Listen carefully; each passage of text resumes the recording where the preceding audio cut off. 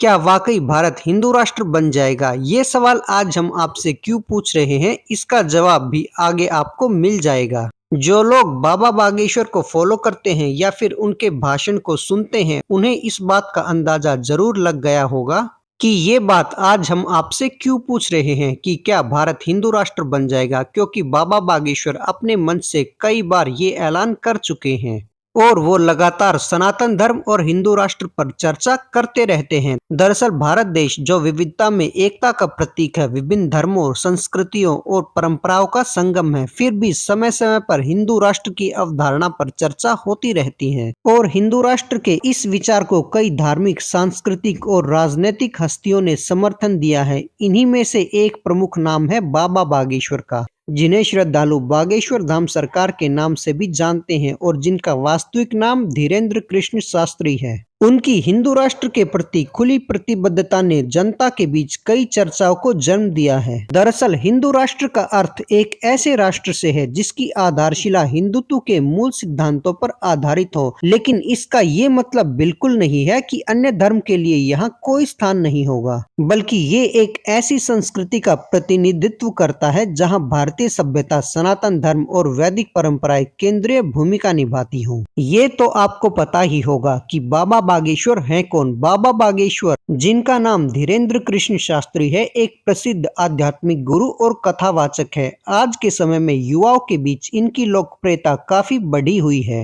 बाबा बागेश्वर मध्य प्रदेश के छतरपुर जिले के बागेश्वर धाम में रहते हैं और वहीं अपने अनुयायियों का मार्गदर्शन करते हैं। बाबा बागेश्वर अपने चमत्कारी कार्यों और भक्तों की समस्याओं का समाधान करने के लिए भी प्रसिद्ध हैं। उनका मुख्य उद्देश्य सनातन धर्म का प्रचार प्रसार करना और भारतीय संस्कृति का पुनरुत्थान करना है, और यही कारण है कि उन्होंने हिंदू राष्ट्र की स्थापना के विचार को खुलकर समर्थन दिया है। बाबा बागेश्वर की खासियत यही है कि वो किसी भी विचार को अपने अंदर तक समाहित नहीं रखते, बल्कि खुलकर इसके बारे में चर्चा करते हैं, और बाबा बागेश्वर का यही बेबाक अंदाज लोगों को पसंद आता है। तो बाबा बागेश्वर और हिंदू राष्ट्र का आपस में संबंध क्या है, ये बात हम आपको बताते हैं। दरअसल बाबा बागेश्वर हिंदू राष्ट्र के प्रति अपने समर्थन को अपने भाषणों, कथाओं और सार्वजनिक मंचों पर व्यक्त करते रहते हैं। उनके विचार स्पष्ट हैं कि भारत एक प्राचीन सनातन भूमि है जहां हिंदुत्व का प्रभाव हमेशा से रहा है।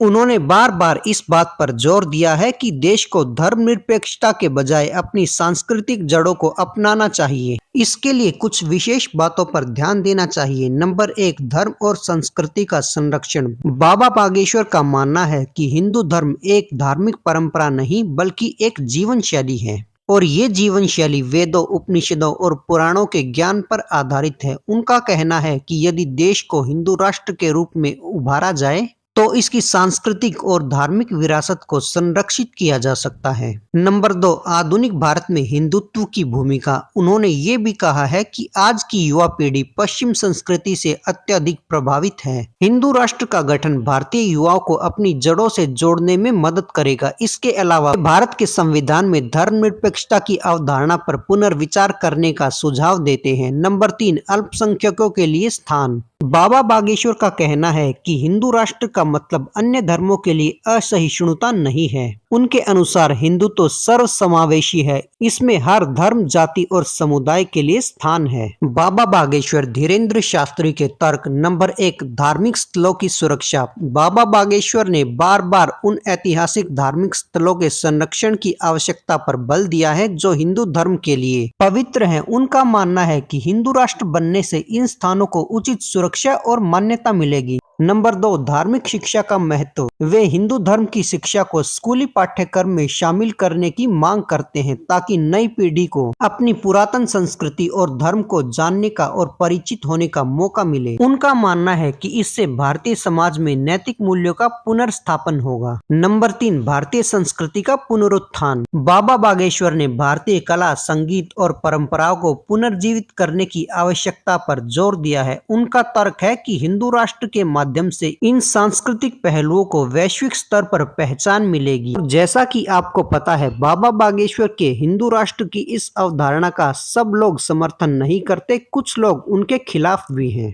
अब बात कर लेते हैं इस मुद्दे पर होने वाली आलोचनाओं और प्रतिक्रियाओं के बारे में। हालांकि बाबा बागेश्वर के विचारों को व्यापक समर्थन मिला है, लेकिन आलोचनाएं भी कम नहीं है। कुछ लोगों का कहना है कि हिंदू राष्ट्र की अवधारणा भारत की धर्मनिरपेक्षता के खिलाफ है। आलोचकों का ये भी मानना है कि इससे देश में सांप्रदायिकता और तनाव बढ़ सकता है। इसके विपरीत उनके अनुयायी और समर्थक इसे एक सकारात्मक कदम मानते हैं। वे बाबा बागेश्वर के विचारों को भारत की संस्कृति और धार्मिक पहचान को पुनर्जीवित करने की दिशा में महत्वपूर्ण कदम मानते हैं। तो इसका निष्कर्ष क्या निकलता है? बाबा बागेश्वर का हिंदू राष्ट्र को समर्थन उनके धर्म और संस्कृति के प्रति गहरे लगाव को दर्शाता है। उनका मानना है कि ये कदम न केवल भारतीय संस्कृति की रूपरेखा तय करेगा, बल्कि पुनर्जागरण भी करेगा और इससे देश को एक नई दिशा भी मिलेगी। हालांकि ये विषय बहस और संवाद का है और इसकी सफलता या असफलता भारत के लोगों की सामूहिक समझ और सहमति पर निर्भर करेगा। भारत की विविधता में एकता का आदर्श हमें सिखाता है कि सभी धर्मों, संस्कृतियों और परंपराओं का सम्मान करना चाहिए।